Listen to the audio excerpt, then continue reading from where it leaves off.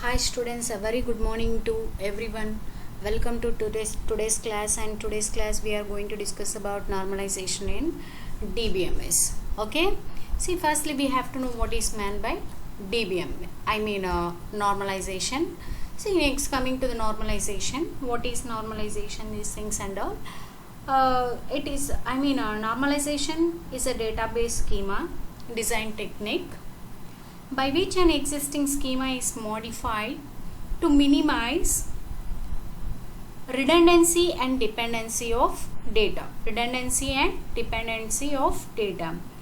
And it can split a large table into smaller tables and define relationships between them to increase the clarity of organizing the data. See, mainly normalization is nothing but it is used for redundancy in relation. This may cause insertion, deletion and updation anomalies. We'll be discussing about the anomalies also. Mainly it is used for the redundancy of data and to eliminate or reduce the redundancy in database tables. Okay, this is clear. Next, coming to the anomalies in DBMS. What is anomalies? We have to know that anomalies are nothing but, if you come to the anomalies here, it consists of three different types of anomalies which that occur when the database is not normalized. See, when we are updating the data and inserting the data and deletion of the data, when we are doing these process, when the database is not normalized, okay, this occurs at that time. So it has three types of anomalies that occur in the database which is not normalized. Okay, it consists of three. Those three are insertion, update and deletion anomaly. See, first, before going to discuss about these anomalies, we will be seeing an example regarding anomalies, how your data will be updated and inserted and deleted. See here, coming to this, suppose a company is manufacturing.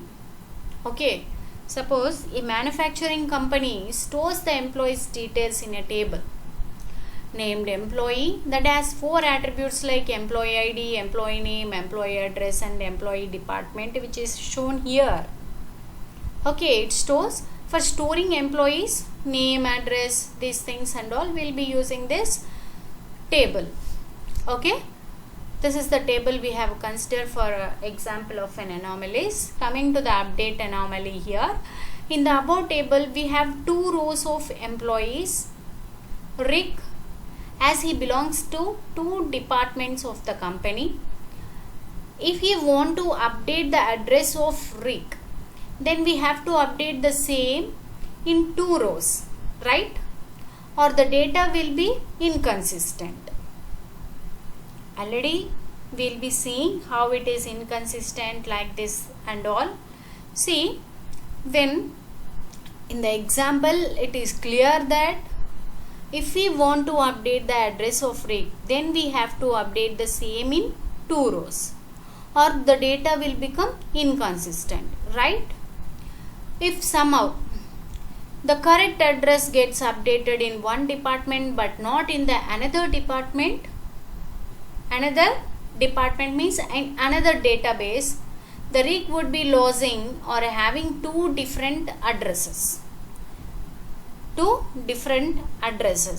and this is which is not correct. This may lead to the inconsistency of data. It is clear that how the data is updated and how should not be updated, in which manner if we update or if we not update, how the inconsistency data is found. It's clear. Next, coming to the insert anomaly. Here, suppose if we want to insert a new details of new joining employee in the company who is under training and currently he is not assigned to any department, then what we have to do, or then we would not be able to insert the data into the table. if employee field does not allow nulls, right? See, if the table does not allow the nulls, then we can't do anything, we can't update any data. That is insert anomaly. And next, coming to the delete anomaly. Here, suppose if you, at a point of time the company closes department 890, then deleting the rows that are having employee department as a D890 would also delete the information of employee, okay, since they are not assigned to that department also.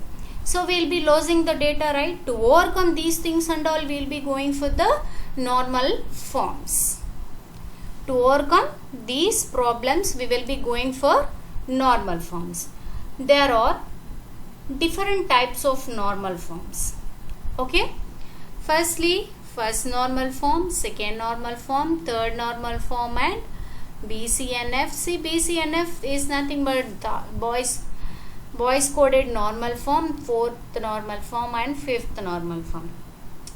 In the first normal form, a relation is in first normal form if it contains only atomic values but not multiple or multi values. This is the first normal form, we will be discussing in clear. And the next, coming to the second normal form, it is the relation should be in second normal form, means it should be first in first normal form, and all non-key attributes are fully functional dependent on the primary key. Okay, you have to observe one thing, why we have discussed functional dependencies before starting the normalization. Okay, before starting the normalization, functional dependency and functional dependency types and attribute closure, these things and all we have discussed before starting normalization, right? And next, coming to the third normal form, the relation should be in third normal form, means first it should satisfy or it should be in second normal form, and there should be no transitive dependency existing. There should not be transitive dependency. Next, coming to the fourth normal form. A boys code normal form means automatically it should obey and satisfy, or it should be in third normal form. And see here, if it should satisfy or if a relation should be in fourth normal form, it should be in boys coded normal form and has no multi-valued dependency. And fifth normal form, if it should be in fifth normal form, it should be in fourth normal form and does not contain any join dependency, and joining should be lossless dependency, and these things will be lossy dependency. These things will be discussing in the coming classes. This is a just overview of the normal forms. Yes, first coming to the first normal form. Okay, as per the rule of first normal form, or the first normal form, in first normal form, an attribute of a table cannot hold multiple values. It should not hold any multiple values. Okay, it's clear. It should not hold any multiple values, and it should hold only atomic values. It should hold only atomic values. If you observe clearly that it should be, we have discussed in the previous slide itself, it should be, it should hold only atomic values and it should not have multiple values. As an example, consider here, we have taken employee ID, employee name, employee phone and employee state. Here all the details are given and we are having the multiple values here.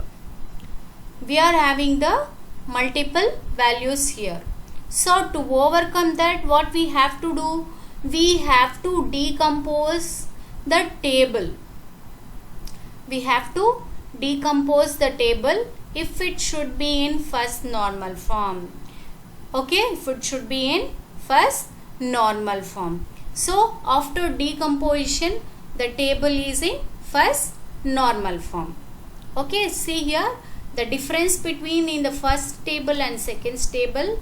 In the first table we are having multiple values, and coming to the second table we are not having any multiple values. So this is holding only atomic values, and now this is in first normal form. It is clear about first normal form? I think it is very clear. This is very simple to understand and to remember. This is very simple.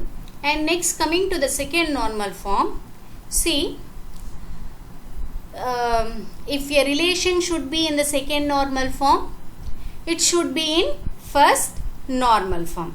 It should be in first normal form. Okay, and in the second normal form, all non-key attributes are fully functional, dependent on the primary key. Fully functional, dependent on the primary key. Okay, right? See, we have considered an example here.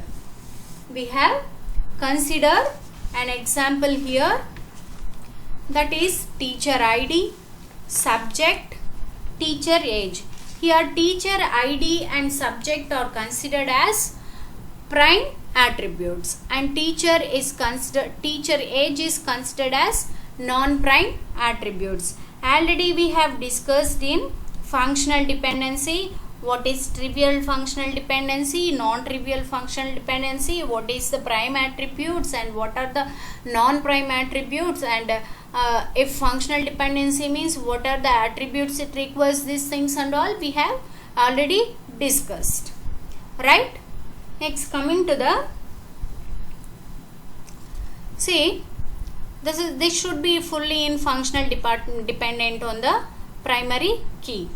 Yes, next let us see, we have assumed that here AB is considered as a prime attribute and C is a non-prime attribute, and see, a prime attribute, a non-prime attribute can dependent on a prime attribute, but not the prime attribute not be dependent on non-prime attribute. It is clear? A non-prime attribute can dependent on prime attribute, but not a prime attribute cannot be dependent on a non-prime attribute. Okay, the given table is in partial dependency. The given, it is not in the fully functional dependency. It is in partial dependency. So to overcome that partial dependency, what we are doing here, we are splitting the table to overcome that partial dependency. Okay, partial dependency based on the prime attributes. Okay, based on the prime attributes. See here, in the given table already we have seen that the non-prime attribute. What is the non-prime attribute here? Teacher age. It is dependent on teacher ID, which is a proper subset of a candidate key, and this violates the rule of second normal form. Means this is not in the second normal form, and this one is in partial dependency, not in full dependency. Functional dependency. So what we have to do to overcome this problem? We have to split the table. Okay, split the table. After splitting the table, we will be, it satisfies the second normal form. Okay, it's clear. It satisfies the second normal form. See here, now it is divided into two tables here. Okay, teacher age is dependent on teacher ID, means non-prime attribute is dependent on prime attribute. Okay, it's clear? Thank you. And the remaining normal forms will be discussed in the next class. I hope this is very clear to you. and understood? I think so. Thank you.